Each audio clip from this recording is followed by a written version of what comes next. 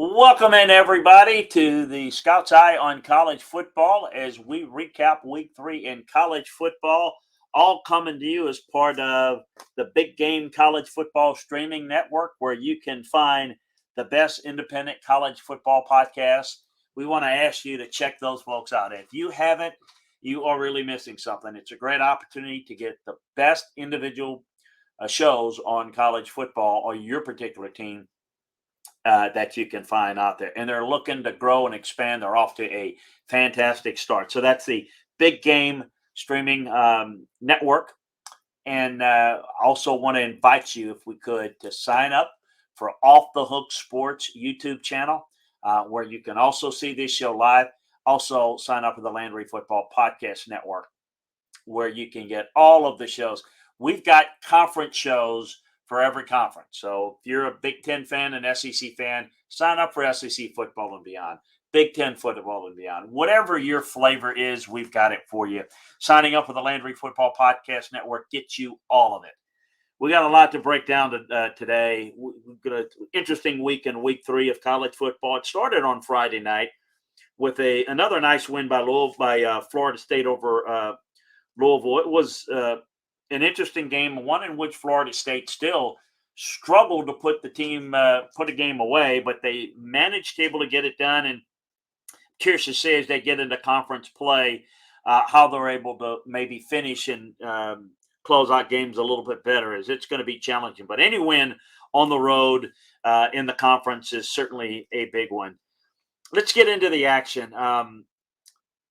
We discussed last week on the Landry Football podcast, and LandryFootball.com, by the way, where you can get detailed film room analysis on the college game, the pro game, from a coaching and scouting perspective. LandryFootball.com is where you want to go. We said all week when asked about the Georgia-Florida game, Georgia is really that good, and South Carolina is not very good at all. There's a lot of hype about South Carolina coming into the year. Look, they did a good job last year getting something out of not a whole lot. But there's this belief that if you win 3 games or 4 games or 5 games, that you're going to win 2 or 3 more the next year. That's really not going to happen. This is not a South Carolina team that's very good, and they're going to benefit from a very soft bottom half of the SEC East. Georgia, as we said prior to the game, could name the score in South Carolina.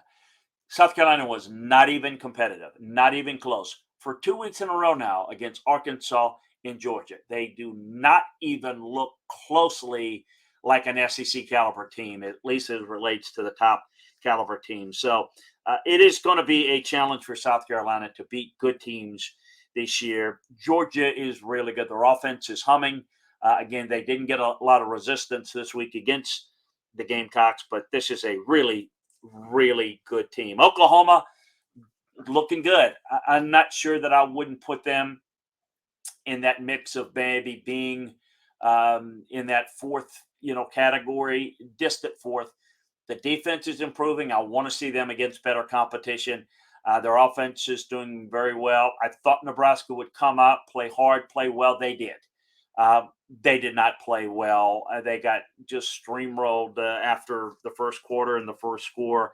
This Nebraska program is in a world of hurt. I invite you to check out my podcast, part of the Landry Football Podcast Network, The Rise and Fall of Nebraska Football. It goes into detail of how Nebraska built their power and why it's changed over the years and what are the circumstances that have led to that and where they probably should go from here on out.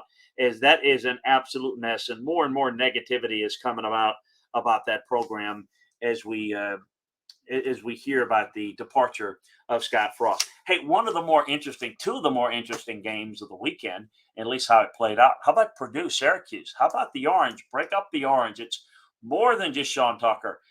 They were able to overcome a slow start, a offensive challenge game by both teams, and a flurry in the second half.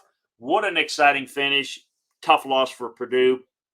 Syracuse gets a really good win, and they're off to a very good start. I don't know how good Michigan is. I've watched them. They're doing what they need to do against weak opponents. And they're going to get a little bit of a better opponent this week at home when they face Maryland. But there's no question that they really are physical. They're running the ball well. Defensively, they're good. I don't think they're as good as last year, but I think they're still pretty good, and they may be the second best team in the Big Ten. Time will tell on that, but I think that's kind of the way I see it. Didn't we warn you about Western Kentucky, Indiana? Western Kentucky almost got by Indiana. Really, really interesting performance there. Notre Dame rebounded with a win over Cal. I thought that would happen. They did not do a whole lot offensively, but they really stepped up on the defensive end against an offensively challenged Cal Bear team. BYU, we thought it would be a challenge going into Autzen Stadium. I didn't see a beatdown. Oregon reared up and really took it to BYU. They beat them physically. They certainly beat them athletically. Impressive performance by Oregon, no doubt.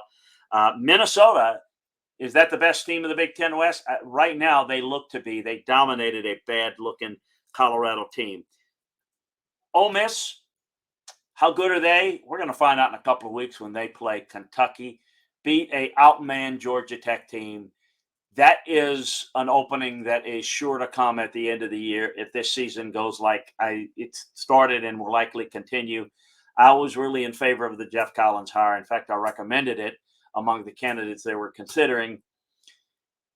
It's just not worked out, and for a lot of reasons that we'll get into at a different point in time.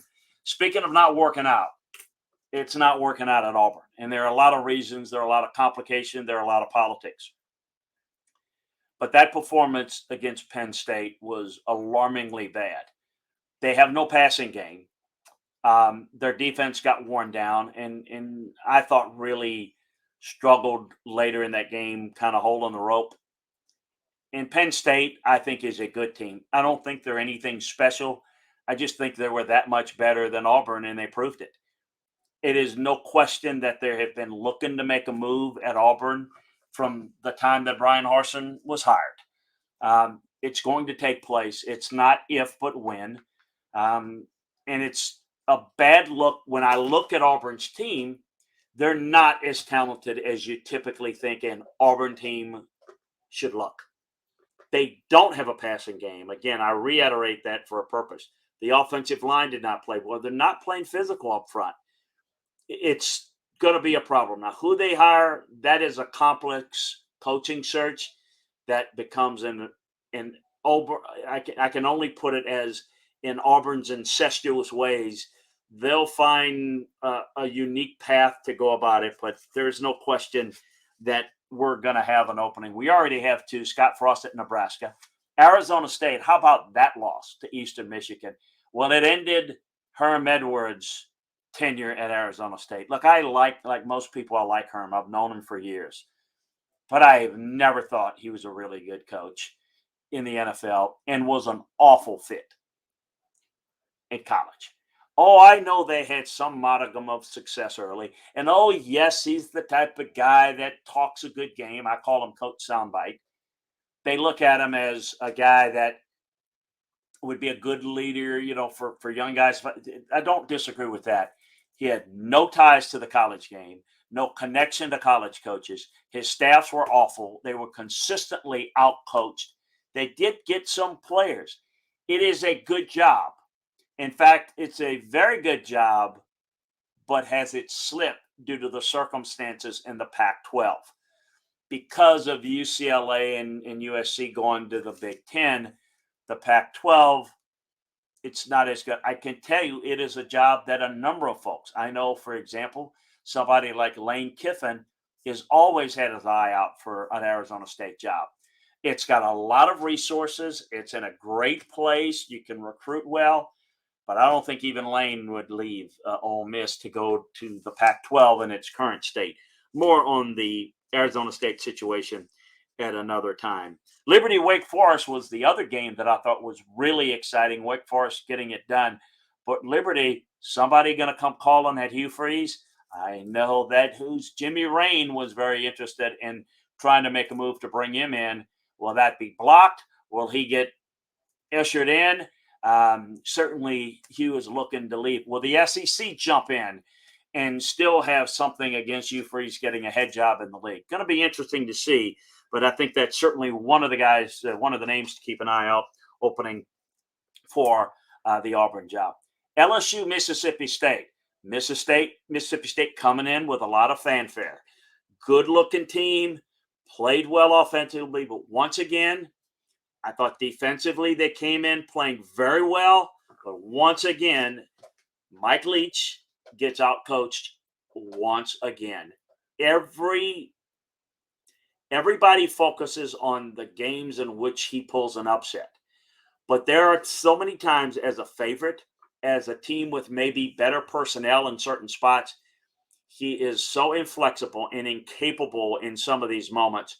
He was outcoached big time. And breaking down the tape, defensively, I thought Mississippi State had a good game plan. But over time, you saw Brian Kelly and his staff put together a really good adjustment plan to attack Mississippi State's coverages, and they were able to craft enough offense to win this game. But how about the defensive job that Matt House did at defensive coordinator at LSU, just coaching the pants off Mike Leach? He absolutely baited him and Will Rogers into really false looks pre-snap, and it caused a lot of problems. I thought it caused the ball to come out a little too quick at times. Receivers dropped balls. I think they were rattled. I think they were expecting open routes over the middle, and that was the look they were getting pre-snaps. And everything in that offense under Mike Leach is about being able, from a receiver standpoint, reading coverages, and they were given false reads. A superb coaching job. That goes to LSU. At home, yes. Big win, yes. But that's a game in which Mississippi State came in as probably the more complete team, more experienced team, and LSU just outcoached them without question. We kind of thought Michigan State would have some trouble going to Washington, didn't we? Boy, did they. Michael Penix, the Indiana transfer, has been outstanding for Kalen DeBoer and that Washington Husky team. That offense that's been lacking for some time out on Lake Washington has arrived. That's a really good-looking team. They killed Michigan State. Michigan State still can't cover anybody in the secondary. That's been a problem for a couple of years now. Mel Tucker's strength, not so much of a strength. Maryland gets a good win at against SMU. On to Texas A&M and their game against Miami. We always warn when a team is being counted out. Always look to keep in mind that if you have some talent, you have some pride, you have good coaches, you're going to get a response, usually a positive response. Thought A&M played like I thought they would. The switch to Max Johnson helped at least make better decisions for the offense. It didn't fix anything overall, but there was enough there with a good defense. I think most people took the Appalachian State game as, well, A&M was bad on defense. No, their defense got run over in the second half, late second half, because they were on the field for 80 snaps. The defense played pretty well, and they're young and going to get better. So Miami is a team that I think was a little overrated. You know, I don't think that they're anything special on offense. I thought that defensively they missed a lot of tackles in the early part of the season. Offensively, the quarterback Tyler Van Dyke is a physically gifted guy, but there's a lot of missed receivers in that game. There was some miscues by the receivers. They certainly had every chance to win that game. A&M didn't just go and take it to Miami. This was a game in which it looked like, both teams were trying to get as much out of their offense as possible. And A&M, I thought, showed a little bit more toughness, a little bit more smarts to get it done. Utah rebounds. USC is still playing good. I like the way they jumped out early on Fresno State. Offensively, this is a really good team. It does look like one of Lincoln Riley's typical teams that can't play any defense, however. It's going to be real interesting to see how things are going forward. This coming week, what's interesting, I want to take a look at a couple of things there before we call it a show. But I want to remind you again about where you can get us. And hopefully you're listening to us on the Big Game College Football Streaming Network. The guys there put together one great product. If you're a college football fan, you get a chance to not only listen to college football in a national perspective on a show like this, but you can also get all the individual shows, the best individual shows on the college game for your favorite team, going to be part of their streaming network coming soon. So check out the Big Game College podcast, college streaming network, the College Podcast Network. Also, remind you to check out and sign up for the Landry Football Podcast Network to get this show and all the other shows that I do on college and the NFL, as well as checking out LandryFootball.com for more detailed film room breakdowns than we can give you right here. Some interesting matchup this week that I'm looking forward to. Clemson is not playing well on offense. And I think a quarterback development is in the offing. They got to go to Wake Forest. Watch it. Maryland, Michigan. I think Michigan handles it. Florida, Tennessee is going to be outstanding. Can Florida do anything offensively? That's another game. Florida was not able to get anything done in the passing game. That's a real problem. They struggled at South Florida to pull it out. They're going to have to play a whole lot better. If Tennessee gets a lead, this could get ugly. Florida has to run the football. Then the passing game comes off play action. They do not make enough plays from within the pocket.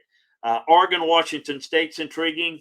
A&M, we'll see how good you are. You got pounded last year by Arkansas. You get that chance again. Wisconsin, Iowa State may not be as good as people might think. How about Kansas State going to Oklahoma? Where were you, Kansas State?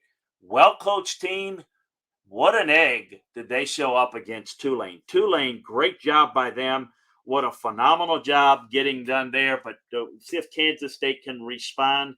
USC goes to Oregon State. Some other thoughts. Texas, slow start. I thought they did a good job kind of settling down a little bit, coming back and winning a game against Texas San Antonio that were down 4 offensive tackles, I realized. But that's a game that could get out of way pretty early. Tennessee rolled against Akron. We just talked about Tulane. Florida's escape. But I tell you one thing that stood out to me when watching the Florida tape is not having Ventrell Miller at linebacker really hurt them. Getting him back could certainly help. I'm going to get into one other thing. Marshall. How about Marshall beating Notre Dame, coming back flat? The after effects of a team that's embarrassed coming back in a positive way. How about Marshall laying an egg against Bowling Green and getting beat? Arizona State, we just mentioned, and Eastern Michigan. And that's Eastern Michigan. That's not Central Michigan or Western Michigan.